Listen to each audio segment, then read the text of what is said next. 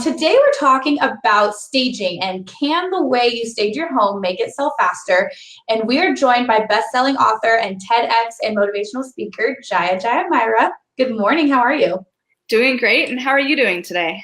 I'm good. Thanks for joining us today. Thanks for having me. So we're going to get right into staging, but real quick, I just want to talk about a couple events that we have coming up. Just keep in mind that we do KV Core weekly training every Friday at 10 a.m. PST, 1 p.m. EST. This Thursday, we are doing a national webinar on 15 Facebook Live ideas for real estate. And that, again, will be at 10 a.m. this Thursday, Pacific Standard Time, 1 p.m. Eastern Standard Time. So don't miss out on that. But like I said, today we're going to talk about staging and what the way you stage your home, if it can help make it sell faster. So let's go ahead and jump right into the questions. How can good staging increase your sales? I think that staging is pretty instrumental to how quickly a home is going to sell or not. Just like when we look at another person or we interact with someone, you know how the mind is going to make an instantaneous decision, and most of the time it's not conscious. You're going to make this very snap decision on how you relate to a person or what it is you think about them. Well, that's the same thing when you walk into a home. Like the second someone walks in, what it is that they feel and they see and the colors and the decor, that is going to affect people's choice of whether they decide to buy the property or not. So when you're actually walking through and you're seeing the amenities, that is less important than that initial reaction that people have and how they feel deep inside. Because ultimately, it's that emotional connection that you have with something that's going to determine if a property sells or if it doesn't. It's almost like when you meet a person. I had talked to someone a couple weeks ago, and he had said when you meet a person, they make their judgment of you within milliseconds. So they do. And I think that it's the same with a house. You're going to make the judgment on how you feel in that house probably in less than a second from when you enter it. So what kind of decor is going to be most appealing to the eye that's going to make someone make that good judgment right away? Yeah. So I think it really depends on the person actually, because we're all wired a little bit different. But if you think about some of the common problems that people face, because even though we're all different, we do have some things in common. Like we live in a very stressful society. So if you walk into a house and the decor, the colors that are surrounding you are things that would increase stress or anxiety or apprehension, like strong uses of the color red. Like one time I walked into an apartment and an entire wall was like painted red. I was like, oh my gosh, I cannot in any way, shape, or form live here. It's like, yes, we're going to get this place, but you have to agree to like repaint over that wall like before we move in here. Yeah. Things like that can really negatively impact people. I mean, some people don't want to take the time to renovate something. They don't want to have to take the time or the cost to go in and repaint something. So when they go in and they see things that are going to raise that anxiety and that stress level, it may be something that pushes them to go on and look to the next property. So I would say if you're using very strong, vibrant colors, like strong reds, like really strong yellow, strong orange, I would say be very careful of that. Now you see like my background wall is orange. That was actually a conscious choice, but I know that a lot of people would walk in here and like, you know, maybe not like that. Like it would be a little off-putting to some people. Yeah, so just be careful. Are you saying to use a little bit more subtle colors, like maybe the black, grays, whites? Or... I would say like instead of red, orange, and yellow, because those are very vibrant, energetic colors, if you go with things that are cooling and calming and soothing, things like paler yellows, pastels, blues, greens, purple, indigo, violet, like stuff like that, that is going to help people to be more naturally calm. Just like when you walk into a bedroom, if your room is painted a light shade of blue versus a shade of yellow, like the blue is going to help people calm down and be able to get a better night's sleep, where the yellow can actually increase hyperactivity and anxiety, especially in young children. So if you think about it, it not only affects our sleep, but it affects how we think about a place and how we feel in that room. It's crazy how a color can change your mood. It is, and that is just like use of color. That's not even like about the decor and the shape and the structure and general flow of energy in the space. Yeah, so let's talk a little bit about that. What is the forming of the layout that you should use, that you should focus on your staged home? So I use aspects of both Vastu and Feng Shui. So those are both Eastern systems which help you to understand things based on the different directions, the electromagnetic field of the earth. So there's some basic principles, but I think one of the most important ones to consider is don't have something right in the middle of any room. Because Feng Shui and Vastu like to think about a home or a room just like it would the physical body. So when you're thinking about the center of the room, like that's equivalent like to the heart center in people. So you would never put a heavy weight or something right on top of the heart. Like it crushes the life breath of something. And oftentimes, say when you're in a living room, you're going to find that people put a coffee table right in the middle of the room or other things. Sometimes, God forbid, maybe there'll be a pillar right in the center of the room. But I always say try to avoid things like that. Like put your decor and your furnishings like next to a wall, or do something to where you're leaving the actual middle of the room open, because that's going to also decrease the stress and anxiety in people. It's going to make them feel more comfortable, less apprehensive. We make these subtle connections to our space without even realizing it. Like this is all subconscious, but if you walk into a room and you see that there's something right in the middle, or you see that there's a strong pillar, I'm going to be willing to bet that you're going to feel uneasy about it.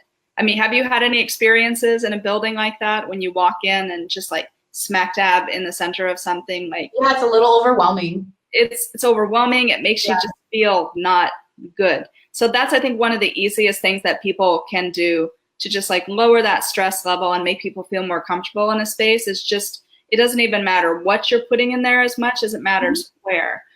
So another thing is like if you're setting up a desk, like for a home work environment or something like where you're trying to be productive, if you can put the desk in a direction to where it's facing north or east, that is going to increase people's productivity and energy and just general like well-being and sense of being in that room. I know that sounds really crazy, but if you're pointed south or west and you're like working for an entire day, you're actually going to be more sluggish, tired, less focused, all of those sorts of things. So even just how you're staging the house, that initial impact, I mean, it's different than sitting there working for a day, but people are going to feel these things more naturally because different directions contribute to energy psychologically. Like the sun rises in the east. We think about this of being a source of energy and vitality. So when you're facing a Western direction, you're thinking more about nighttime, about sleep, about relaxation. You're not thinking about productivity. So think about the way that you're staging the room and what the room is being used for. That stuff is pretty important to whether someone's going to walk into that house and say, hey, I really like this space and I feel like this is home to me, versus, okay, we need to go look at the next one. Got it. Now you have me thinking about which way my desk is facing.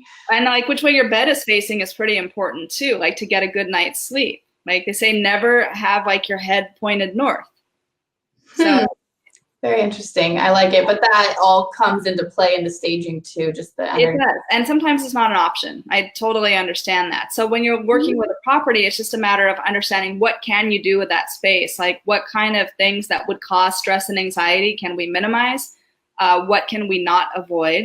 And it's just a matter of like playing this delicate balancing act between those things. Like what can you change without an architectural renovation? Yeah. Like, what can you do right here and now that's going to make someone feel better when they walk in?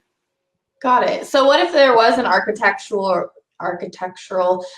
pillar there that you couldn't remove? What would you do to make that less overwhelming for this purpose? I would make sure like that the way furniture is being positioned, maybe I would block off the room in a different way so it didn't seem like the center of the room, or partition it in a way to where it felt like two smaller rooms and the pillar was maybe, it no longer remains in the center of a room, but maybe it becomes like the border edge of a particular delineated space. Like, yeah, it's going to be one room, but if you can kind of coordinate off into two different sections that you know are going to be used for different things. Like, hey, maybe you have this set up as a work area over here, and this you have set up as like a lounge area for people to relax and watch TV. That's going to help to break up the energy and the way that the mind relates to the space. It's going to be one room, but we're going to think about it as two different spaces within that room, and then you're not going to feel as stressed out about it. Got it. That makes sense. You just got to play around with what you have. Yeah, absolutely. So how does staging synergize with a person's lifestyle goals? So I have found that maybe people who are coming in to buy a property, they're going to want different things. Like maybe they want to grow their family. Maybe they're really looking to be successful at career.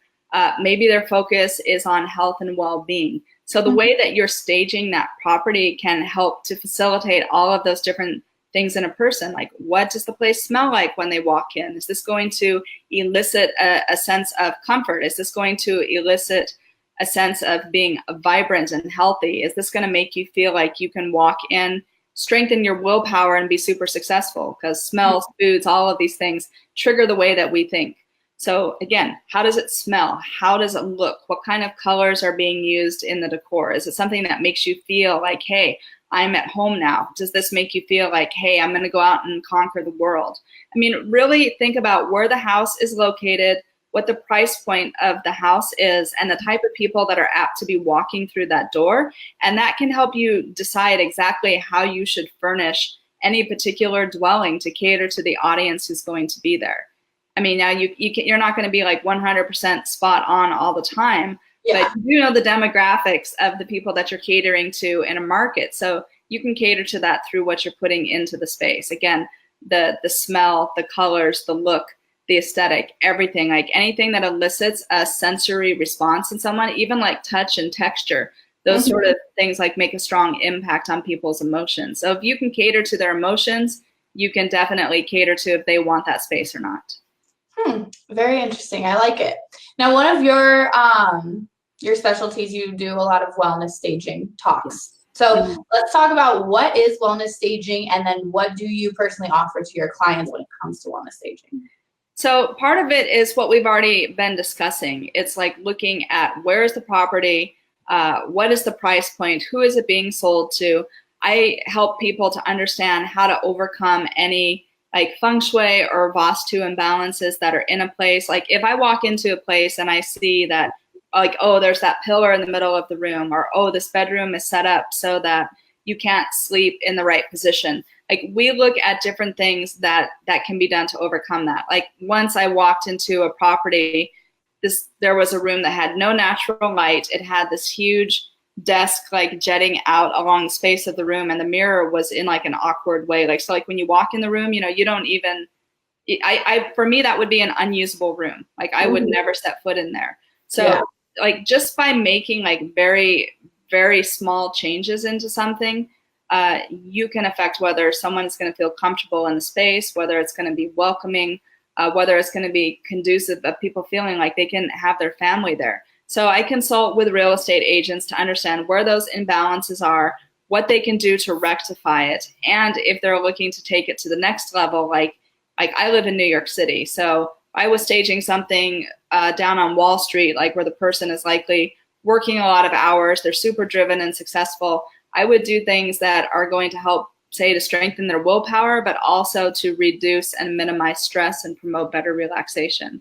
So I take all of that stuff into account when I'm doing the wellness staging. And if you get to work on the architectural end, then it's even more fun, because then you can go in and say, hey, I think if you renovate this, like someone who's bought the house who wants to make a renovation, you can then tailor it specifically to what their individual needs are.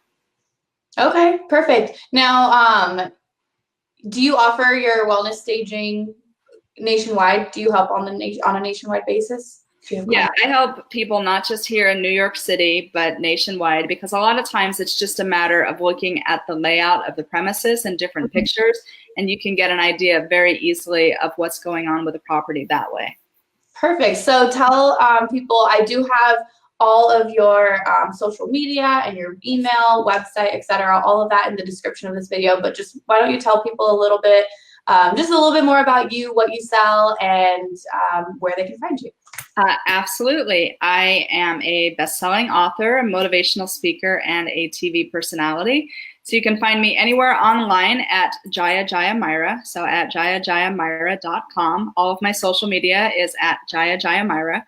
I talk a lot about purpose and health and well-being and the things that we can do to facilitate just having a more happy and successful lifestyle. And for me, a lot of that does relate to this like wellness staging, decor, architecture, mindfulness, eating foods that are going to boost your mood, and like make you feel better. So anything that falls under that lifestyle of like wellness and wellness living is what I specialize in.